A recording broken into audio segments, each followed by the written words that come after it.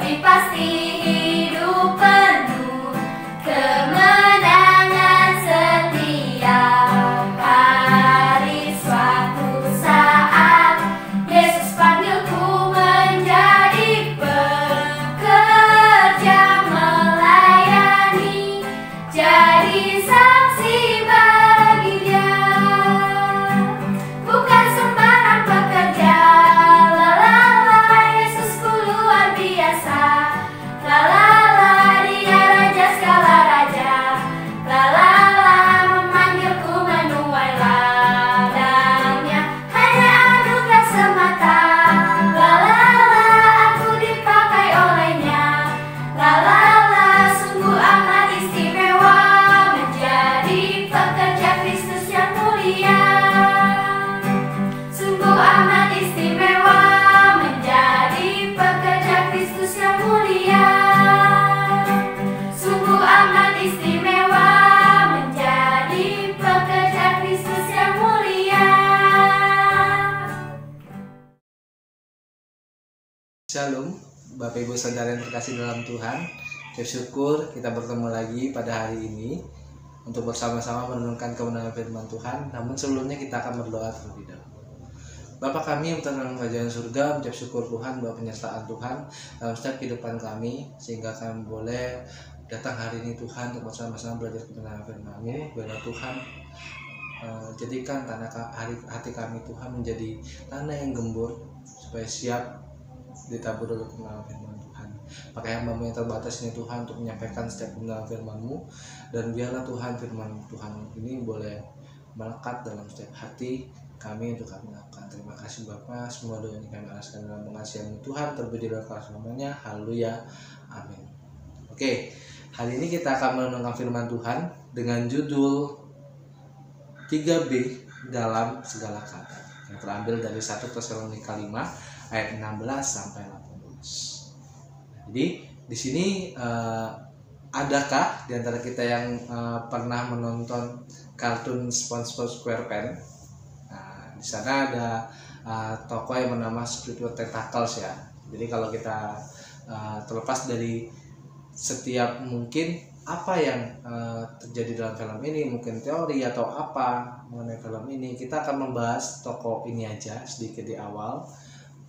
Seperti yang kita ketahui, bagi Bapak Ibu Saudara mungkin yang mengetahui, yang mungkin juga sering pernah menonton. Jadi Squidward Tentacles ini orangnya itu punya kebiasaan yang buruk, yaitu dia suka mengeluh tentang hidupnya. Banyak keluhannya Bapak Ibu Saudara, mulai dari tempat kerjanya, dia tidak nyaman tempat kerjanya, rumahnya, tetangganya. Ya, tetangganya kita tahu ya, SpongeBob dan Patrick dan juga lain-lain. Nah, jadi dia itu sering mengeluh akan hidupnya. Nah, orang yang sering mengeluh suka menyalahkan keadaan yang ada pada dirinya. Namun kita sebagai orang percaya, kita tidak boleh mengeluh. Ada 3 hal yang harus kita pelajari dalam segala keadaan. Nah, kira-kira apa sajakah itu? Nah, yang pertama, kita akan buka di dalam 1 Tesalonika 5 tadi ayat ke-18.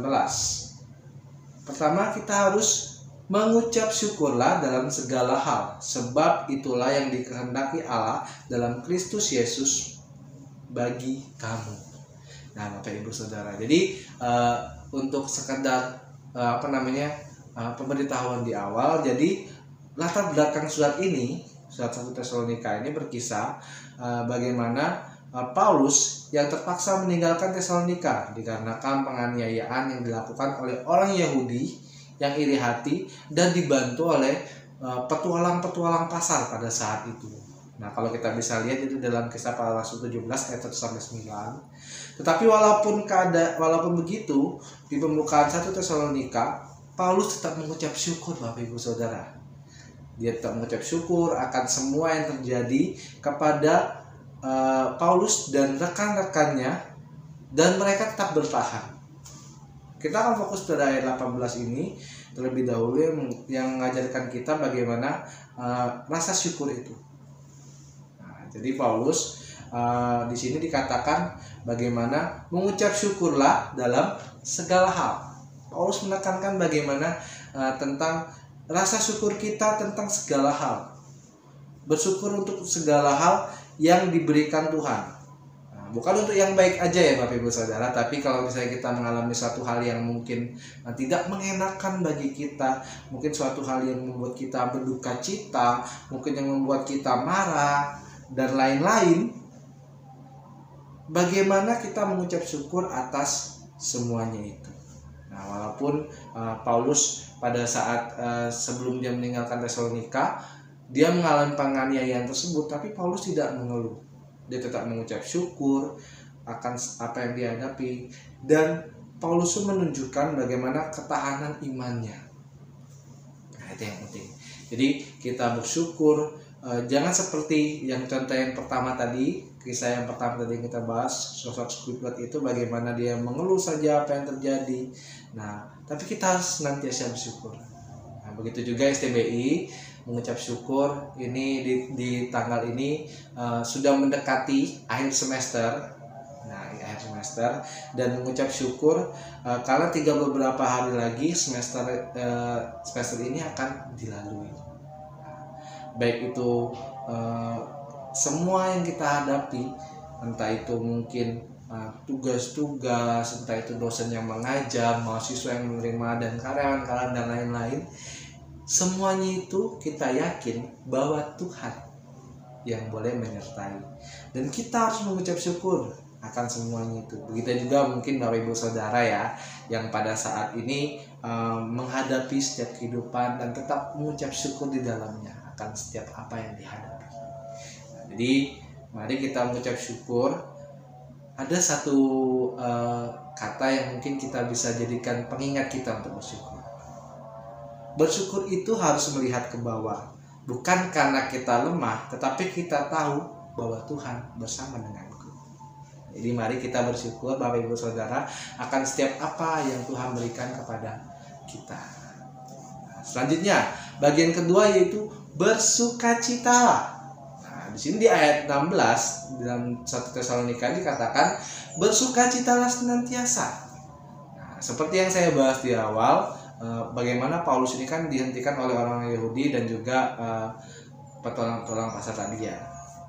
Nah, tapi Paulus tetap menunjukkan sukacitanya ketika Timotius datang ke Tesalonika. Dia membawa kabar tentang iman, kasih, dan kenangan yang indah bersama-sama saat dengan Paulus yang dikenang terus oleh jemaat Tesalonika ini.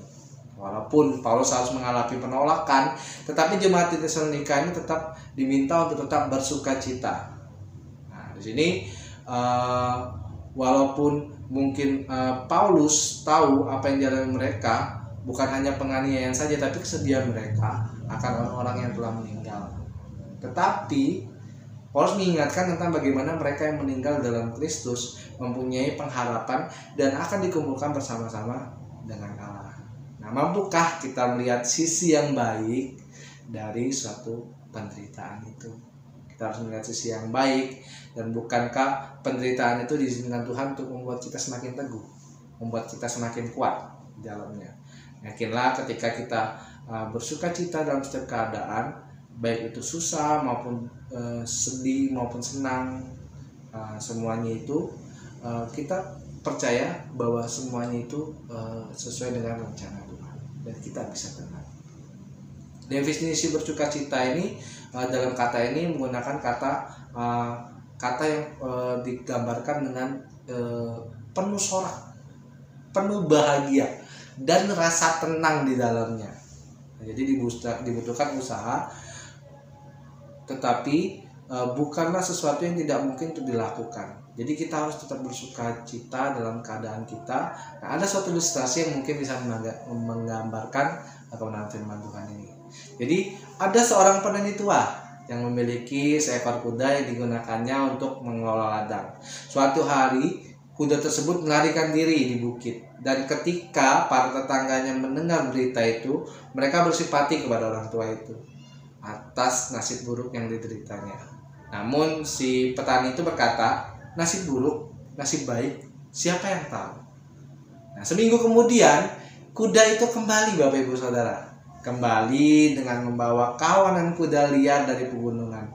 Dan kali ini para tetangganya mengucapkan selamat. Beda ya, kalau tadi mengucapkan berduka, dia mengucapkan selamat kepada petani itu akan keberuntungannya. Tetapi petani ini menjawab lagi, nasib buruk, nasib baik, siapa yang tahu? Nah, kemudian ketika si petani tua itu berusaha menjinakkan salah satu kuda liar, ia terjatuh dan dari punggung kuda itu ketika dia naik dia jatuh dan kakinya patah. Semua tetangganya kembali setuju bahwa ini adalah suatu keberuntungan yang sangat buruk bagi petani. Tapi si petani menjawab lagi, nasib buruk, nasib baik, siapa yang tahu? Beberapa minggu kemudian, tentara dan pemerintahan masuk ke desa-desa dan memaksa setiap pemuda yang berbadan sehat untuk pergi berperang dalam perang yang berdarah. Ketika mereka melihat bahwa anak si petani tua itu mengalami patah kaki, mereka tidak memilihnya. Beberapa minggu setelah peperangan, ada berita bahwa banyak anak-anak dari tetangga si petani tua itu berguguran di medan perang. Semua penduduk desa bersedih hati dan berkata kepada petani tua itu, sangat beruntung bahwa anaknya tidak ikut dalam perang. Petani tua itu kembali menjawab, nasib baik, nasib buruk, siapa yang tahu? Nah, dari cerita ini kita bisa belajar bahwa sebenarnya sukacita itu tidak selalu berasal dari keadaan sekitar kita. Kita dapat bersukacita biarpun dalam keadaan terpuruk. Hal tersebut tergantung dari apa yang kita pikirkan, apa mindset kita. Dan hidup sebagai manusia tidak akan lepas dari masalah. Namun ketika kita menghadapi masalah itu, bagaimana kita menanggapi, dan masalah tersebut tidak mempengaruhi sukacita kita. Nah, itu berdasar dari thefruitofspirit.blogspot.com ya Bapak Ibu Saudara. Nah, jadi ada ayat juga pengingat kita di dalam Amsal 17 ayat 22a, hati yang gembira adalah obat yang manjur. Nah, jadi mari kita membuat hati kita terus berbahagia di dalamnya. Selanjutnya, berdoalah Bapak Ibu Saudara. Di ayat 17 dikatakan apa? Tetaplah berdoa. Nah, berdoa itu harusnya menjadi lifestyle sebagai orang percaya atau orang Kristen. Ada juga yang menyebutkan doa itu sebagai nafas hidup orang Kristen. Nah, tetapi ada kata tetaplah di ayat ini. Jadi kata tetaplah ini diungkapkan dengan kata kalau ketika lihat di bahasa aslinya itu dengan ungkapan tanpa henti, tanpa istirahat. Nah, ketika kita beraktivitas pun kita harus melibatkan Tuhan. Misalnya ketika kita sebelum belajar, ketika kita mungkin yang dosen-dosen sebelum mengajar, atau mungkin kita mengerjakan tugas, mulai pekerjaan, aktivitas apapun. Nah, kita harus berdoa terlebih dahulu. Kita harus setiakan hal itu. Nah, jadi saya menggambarkan setidaknya orang Kristen itu harus punya 5 waktu untuk berdoa.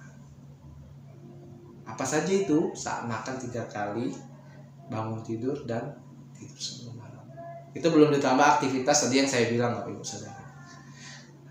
Jadi kalau kita bilang, saya malas berdoa, ngapain berdoa? Loh, ingat Tuhan Yesus saja berdoa Bapak Ibu Saudara. Kalau kita ingat di dalam Matius, Markus, ceritakan bagaimana Yesus juga berdoa. Ingat di Taman Getsemani bagaimana Yesus berdoa. Yesus yang Tuhan saja berdoa, masa kita tidak mau berdoa? Yuk jadikan berdoa itu sebagai nafas hidup kita dalam kita menghadapi segala hal yang terjadi dalam kehidupan kita. Jadi mari dalam segala hal keadaan yang kita hadapi, kita harus ingat 3B. Bersyukurlah, bersukacitalah, dan berdoalah. Supaya setiap kehidupan kita yang bawah kita tahu tidak ada yang perlu dirisaukan, karena Tuhan bersama kita dalam segala apapun yang kita hadapi. Mari kita belajar terus untuk taat akan kebenaran firman Tuhan, dan biarlah kebenaran firman Tuhan ini boleh meneguhkan hati kita. Mari kita bersatu dalam doa. Bapa kami yang terdalam kerajaan surga, mengucap syukur Tuhan buat penyertaan-Mu atas setiap kehidupan kami, atas setiap aktivitas kami Tuhan.